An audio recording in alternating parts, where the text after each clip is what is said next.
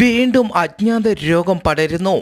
ജമ്മു കാശ്മീരിലെ പാകിസ്ഥാൻ അതിർത്തിയോട് ചേർന്ന് സ്ഥിതി ചെയ്യുന്ന രജൌറി ജില്ലയിലെ ബുദാൽ ഗ്രാമത്തിൽ കഴിഞ്ഞ 45 ദിവസത്തിനിടെ 16 പേർ ദുരൂഹ രോഗം ബാധിച്ചു മരിച്ചു.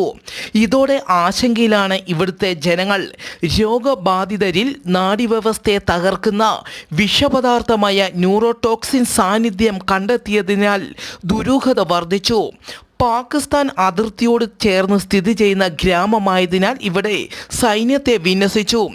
ഇവിടെ എന്താണ് സംഭവിക്കുന്നത് എന്ന് പഠിക്കാൻ കേന്ദ്ര സർക്കാർ പ്രത്യേക സംഘത്തെ അയച്ചു. ഈ വിഷയത്തിൽ മുഖ്യമന്ത്രി ഒമർ അബ്ദുള്ള ആരോഗ്യ പോലീസ് അധികൃതരുടെ യോഗവും വിളിച്ചു.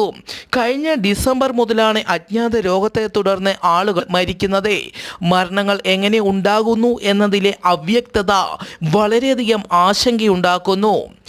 ഒമാൻ തലസ്ഥാനമായ മസ്കറ്റിലും പരിസര പ്രദേശങ്ങളിലും ഇന്ന് ഭൂകമ്പം റിപ്പോർട്ട് ചെയ്തു. 2.5 തീവ്രത രേഖപ്പെടുത്തി. മസ്കറ്റ് സിറ്റിയിൽ നിന്ന് 3 കിലോമീറ്റർ അകലെയാണ് പ്രഭവ കേന്ദ്രം.